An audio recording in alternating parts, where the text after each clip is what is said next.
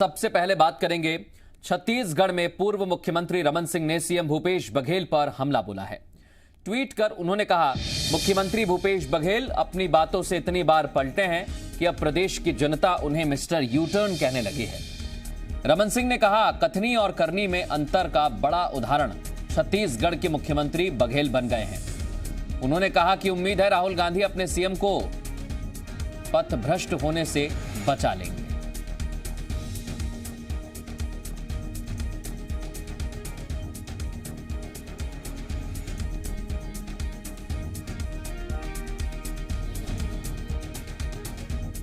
Tweet यहां पर पूर्व मुख्यमंत्री रमन सिंह ने किया है।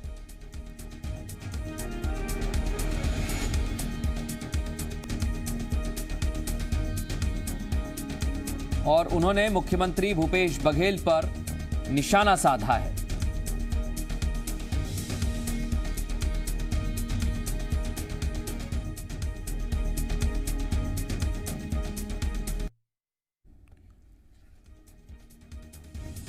तो रमन सिंह ने ट्वीट कर निशाना साधा मुख्यमंत्री भूपेश बघेल पर और उन्होंने कहा है कि ये यू टर्न बन गए हैं।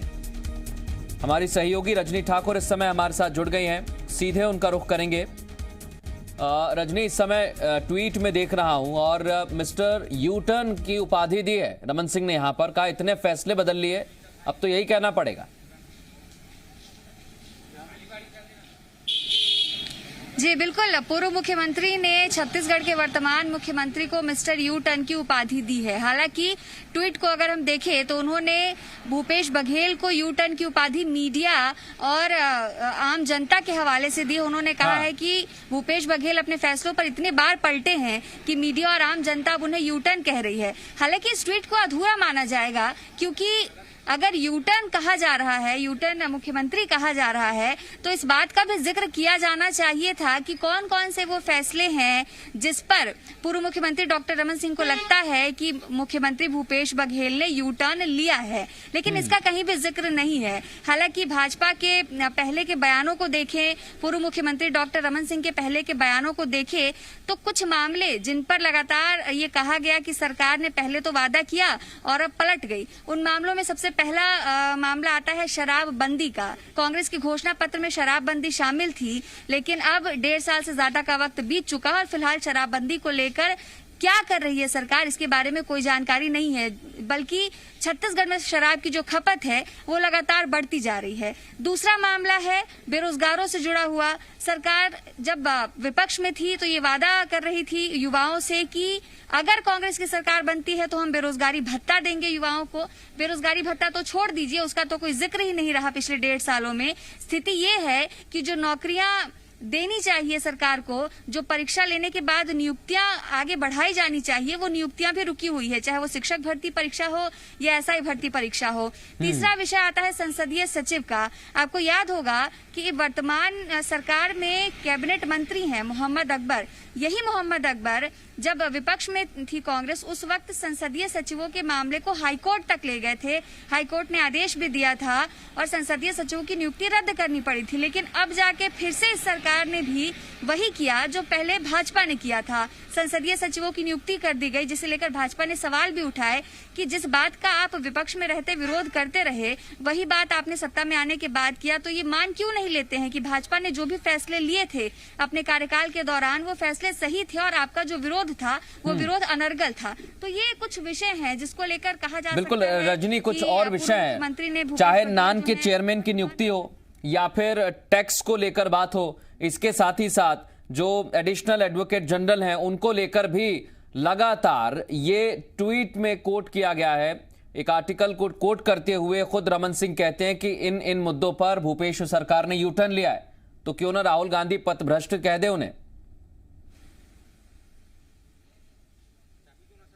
जी, उन्होंने ये जरूर कहा है और एक आर्टिकल को भी उन्होंने कोट किया है अपने ट्वीट में। आर्टिकल को अगर हम पढ़े तो वो तमाम विषय जो आप बता रहे हैं उसका जिक्र आर्टिकल में किया गया है बेशक, लेकिन खुद डॉक्टर रमन सिंह जो उन्होंने जिक्र नहीं किया है, क्योंकि विपक्ष में भाजपा है। ऐसे में भाजपा को ये बताना होगा कि कौन से वो मुद्दे हैं जिस पर विपक्ष को लगता है कि सरकार ने यू टर्न ले लिया है। भाजपा को समय समय पर उन मुद्दों को याद भी दिलाना होगा।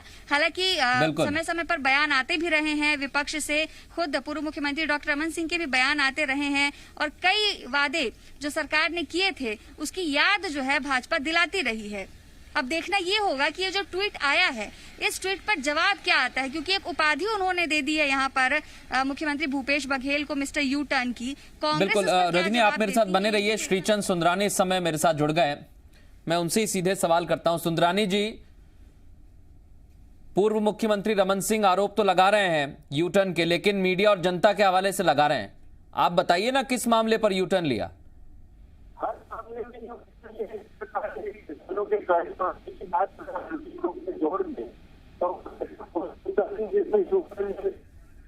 सुंदरानी जी, आपकी आवाज नहीं पहुंच रही है, एक बार फिर आपसे कांटेक्ट करते हैं ताकि ठीक आवाज आपकी पहुंचे।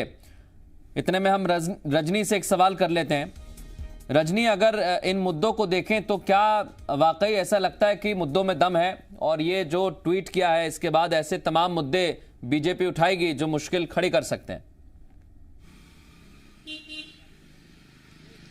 बिल्कुल इन मुद्दों में दम है और इन मुद्दों को लेकर लगातार सवाल भी पूछे जाते रहे हैं और पूछे जाने भी चाहिए, क्योंकि घोषणा पत्र में जिन मुद्दों का जिक्र करके कांग्रेस ने जनता का भरोसा जीता, एक बड़े बहुमत के साथ 15 साल के बाद कांग्रेस वापस सत्ता में लौटी, उन वादों का सत्ता में लौटने के बाद क्या हुआ, ये सवाल न सिर्फ विपक्ष का अधिकार बनता है पूछना, बल्कि आम जनता भी चुनाव के वक्त पूछेगी। और इस वक्त अगर हम छत्तीसगढ़ की जो रजनी, इस समय विकास उपाध्याय जुड़े हुए हैं, विधायक भी हैं, युवा चेहरा है, उनसे हम बात करेंगे।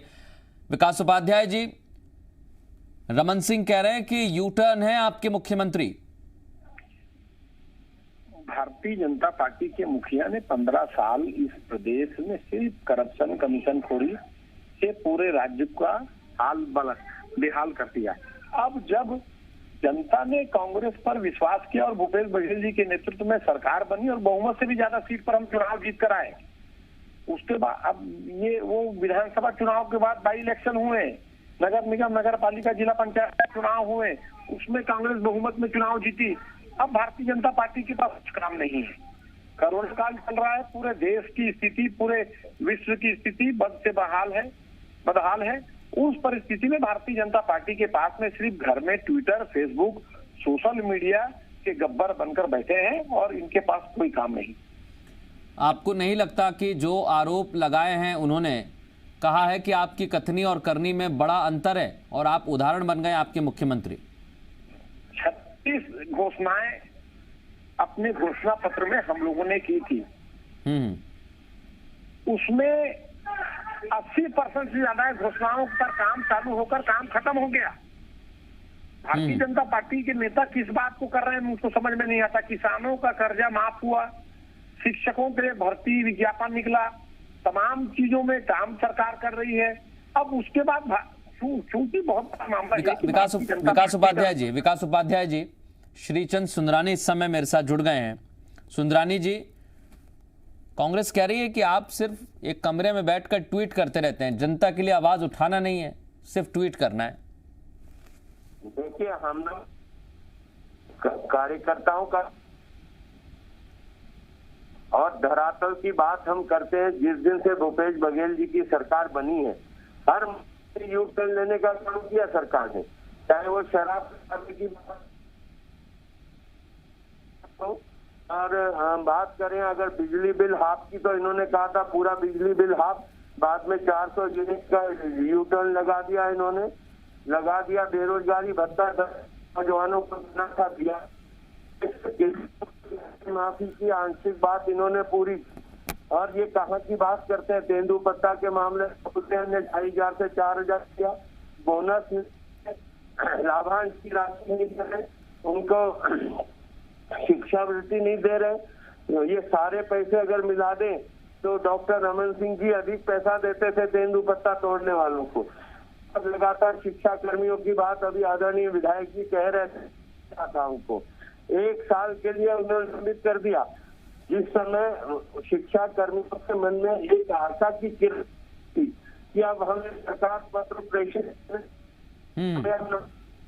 मैं कमेंट लेना चाहता हूं, आपकी थोड़ी सी आवाज भी कट रही है, लेकिन हमने जो अभी तक सुना है विकास उपाध्याय जी वो कह रहे हैं कि चाहे शराब का मुद्दा हो या फिर और सारे तमाम मुद्दे, आपकी सरकार ने यू टर्न ही तो लिया है।